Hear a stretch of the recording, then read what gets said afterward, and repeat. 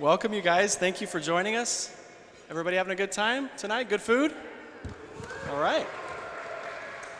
Excellent. Well, we don't have a ton of time, so we're going to jump right into it. Just wanted to, Connie, if you don't mind, I'll start with you. I sat in a really good workshop the other day at Ethereum with Connie and Tara from IDO. Well, Connie's at Coinbase, Tara from IDO, and they gave a great workshop about UX, design problems, onboarding, those kinds of challenges. I think you said you've been at Coinbase for a year. Is that correct? About a year? A little over a year, yeah. So I'm curious. I'd love your thought. I mean, I loved all your thoughts about onboarding users and the problems that you see. What have you seen that's positive that's changed in the last year, and what things are you frustrated that still haven't changed in the space overall? Oh, that's a good question. Thank you. Things have changed. I mean, I considered going to DevCon last year. That was like 2 months after I joined Coinbase for the first time. That was my first company in the crypto space. And I was told it was all developers, there's no design involved, so it's not really anything that's really like worth your time going. I was like, oh, okay, so I didn't go. And then this year, this is my first DevCon, there's an actual design track. There's a user experience track. There's a ton of sessions and a ton of interest. That's an incredible change to have happened within 1 year. So that's really, really amazing to see that it's not just the designers pushing in the space, but everyone who's here working in it realizes the importance of this and is really trying to emphasize it.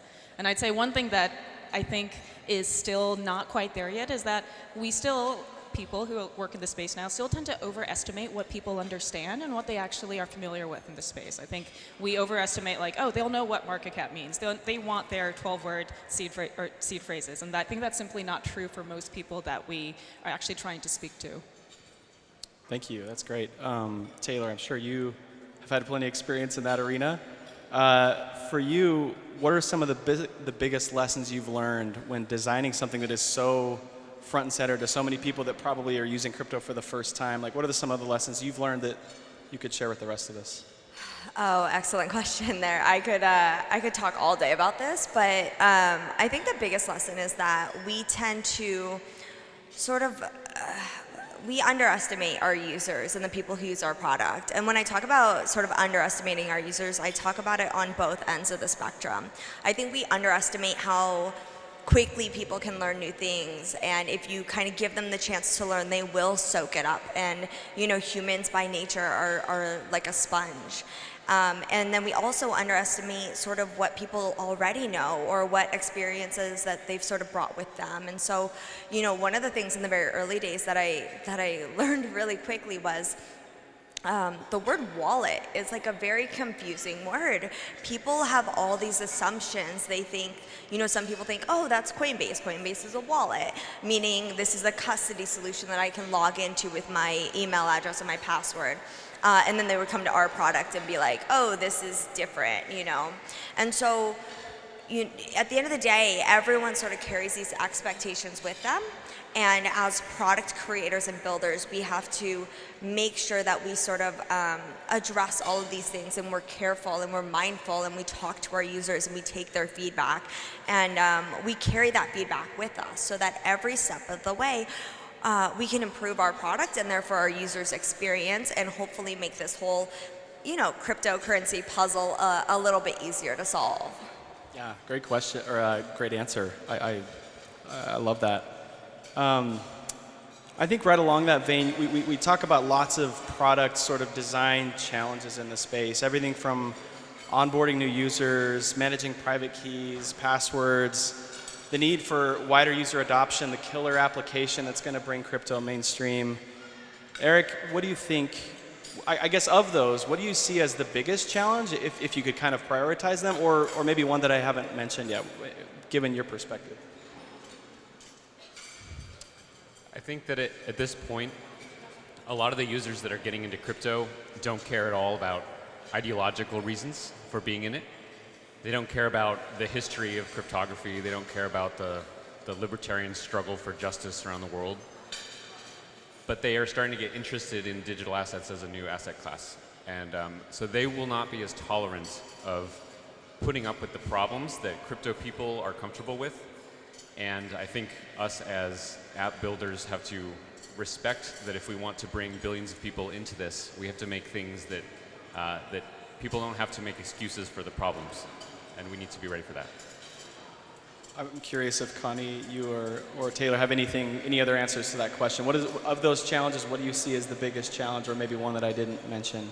I mean, just to echo Eric, he's spot on in that the people that are entering the space, or were entering the space in the last few years, are already sort of like have this emotional investment into the ecosystem, and so they're willing to, like Eric said, tolerate like the messy, the rough edges, the bad experiences. And as we move forward, we're already starting to see it, but people just are like, why doesn't this just work?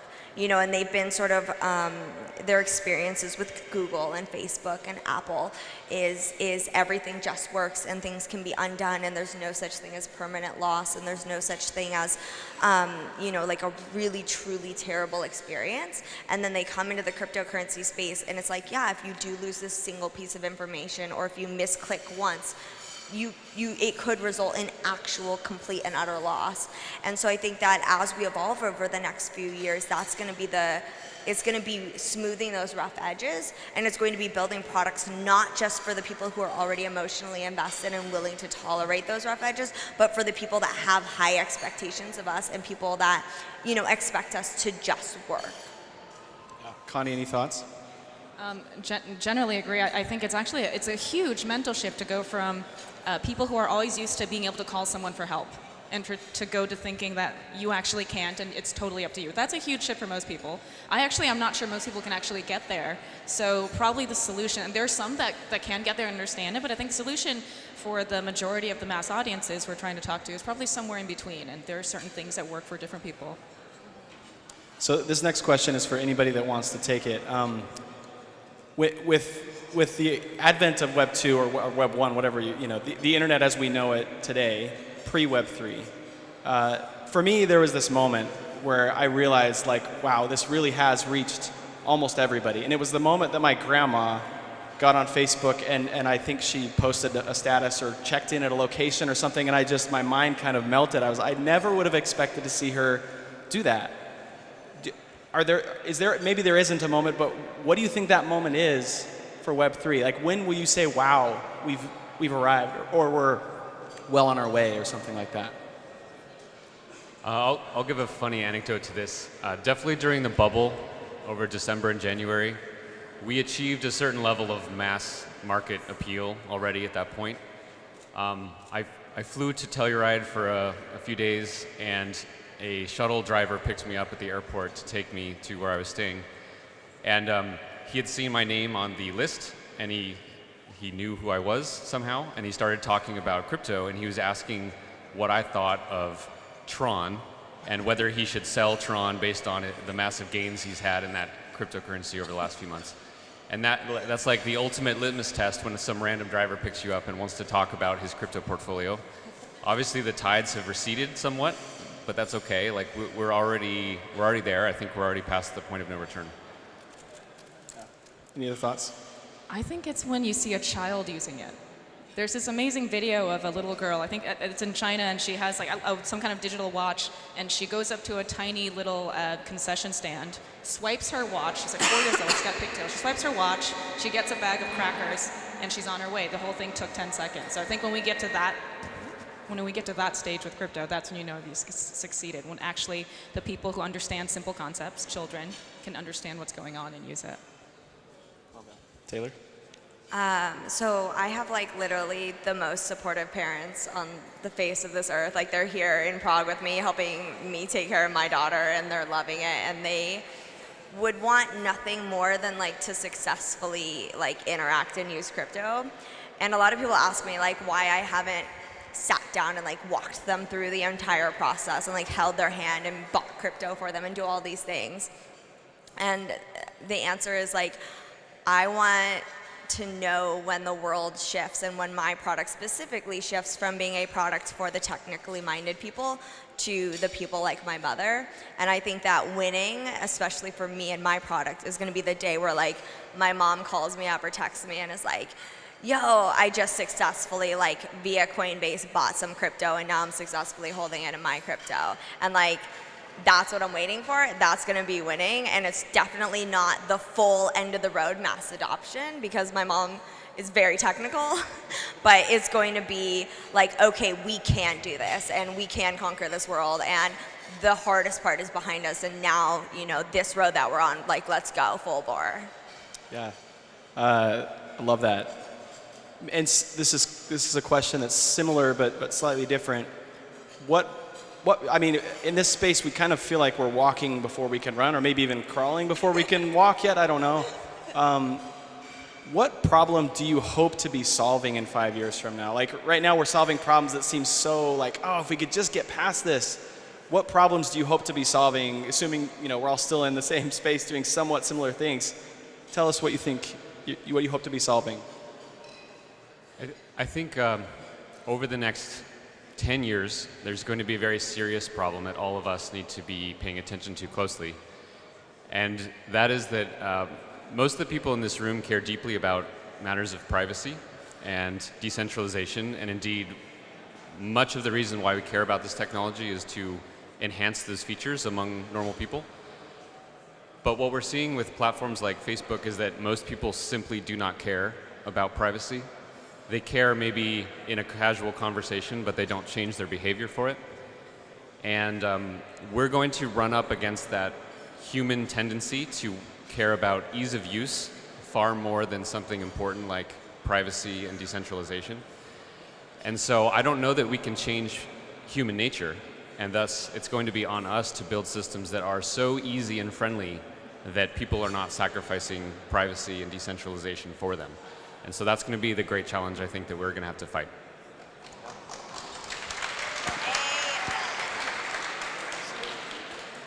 Connie? That's a good question. I hope we're just solving problems that are just about products. I don't know. I don't feel like we're at a space where now we're worried about web protocol. We're worried about we have to keep building for that. Some people are, but I don't think the rest of us, we're just enabled by it. It works, we understand it, and we build products on top of it to continue solving for human needs. Whatever those human needs are in 5 years, I'm not sure, but I hope that that's something that, like, we've made it so simple for everyone else that this is what we can focus on, just solving the actual problems. So in the next 5 years, I think we're going to evolve from.